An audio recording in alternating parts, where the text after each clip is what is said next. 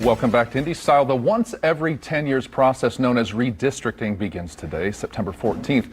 So how can we make sure the maps are drawn fairly and to ensure all voices are heard? And Bill Morrow is here with me. Bill is the co-founder of the Indiana Citizen Education Foundation. Thank you so much for being here. Thanks for inviting me, Nathan. Absolutely. So first of all, what is the Indiana Citizen and what is its purpose? Well, the Indiana Citizen Education Foundation is a 501c3 that my wife and Ann and I founded in 2018. And in 2020, we worked on voter registration, voter education, and voter turnout completely on a nonpartisan basis. And this year, we're an information platform focused especially on what's going on in the State House. And right now, the focus is on that once every 10 years a process called redistricting. So this is literally a once in a decade process. Indeed. And forgive me, but I've not investigated what is redistricting for those that may not be familiar with what that means. So as a result of both federal and state law, every 10 years, of course, there's a census, and that census data is used by the states to draw the lines for the members of the congressional district, the United States House of Representatives. In our case, we have 9 seats, and we also have 100 state House of Representative seats and 50 state Senate seats, and those maps need to be redrawn because there's been a population shift over the last 10 years. I see, to accurately reflect that. Exactly. I see. And you have brought a PSA, is that correct, for us to take a look at? Yes. Let's go ahead and take a look at that now. Thank you. Racial justice requires fair maps. Where you live can silence your voice and your vote as state legislators prepare to redraw district lines. And time is running out. Learn about racial gerrymandering at indianacitizen.org.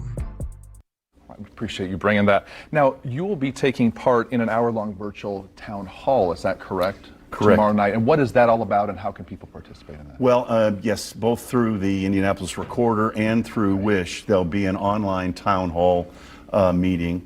And in fact, tomorrow's event should be especially timely because the first version of the 2021 maps are to be released this morning. I see. So we'll be much more knowledgeable tomorrow evening about how those maps have been redrawn. Okay, and there are panelists that have been chosen for this purpose, is that correct? And I believe we're going to take a look at some of the panelists now. Yes. Would you be able to give us a little bit of an explanation of who's going to be here? Well, yes. So Reverend Polly has been a very strong voice in this community about racial justice and how redistricting and the drawing of fair maps figures into that.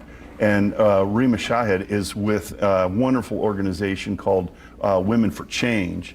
Women for Change sponsored a George Washington University political scientist by the name of Professor Warshaw, who examined the 2011 maps and concluded through a very rigid scientific method that the Indiana maps drawn in 2011 were among the most gerrymandered in the history, in the 50-year history that week. So the maps were drawn to achieve a partisan advantage.